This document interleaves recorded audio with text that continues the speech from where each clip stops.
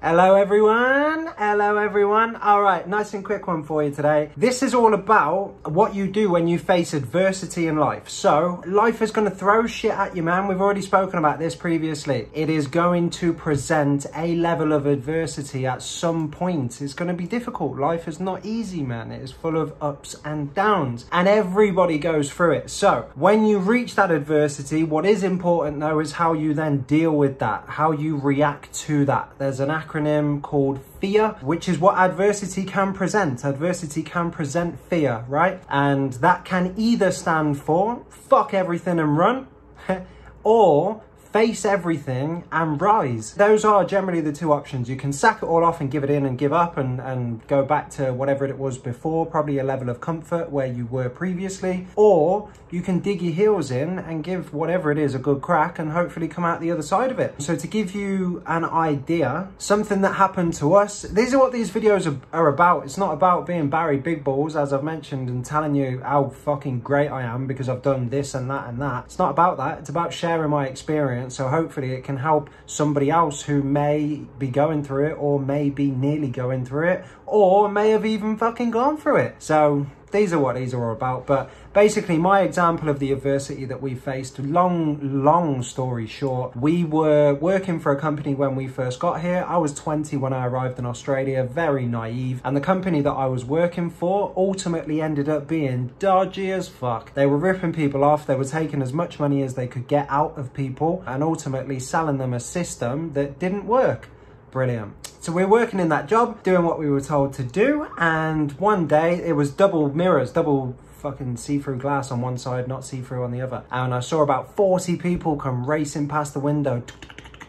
And then the next thing you know, they're in our office, and those people were the ACCC, ASIC, the AFP, the police, which is the AFP. Any sort of abbreviated government body was basically in our office that day.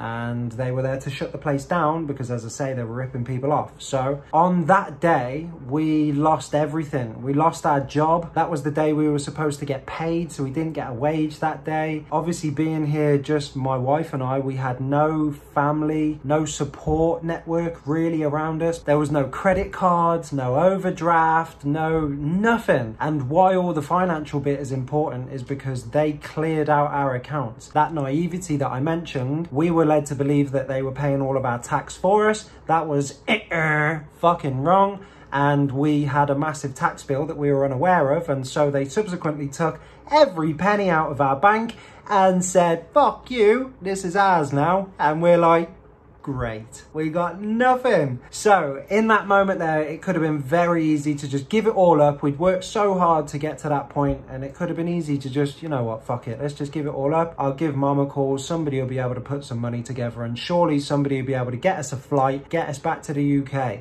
because that would have been the easy way option. Comfort zone, right? Sasha and I refused to accept that we were going to do that. We figured out a way. We're like, right, how can we fix this? What can we do? So I then went and found who I'm working with now, Swish. The founders, Jack and Ryan, were friends of mine. Fortunately, we went to find them, and they just started a business that helped people find work. So the day that I got let go was a Tuesday. Let go, I say, the day the company was shut down. The boot camp, it was a boot camp of training for 3 days that I then took part in on the Wednesday. On the Friday, I had an interview. I was offered 3 jobs, and I started my new job on the Monday after. And that then set the path for our new life.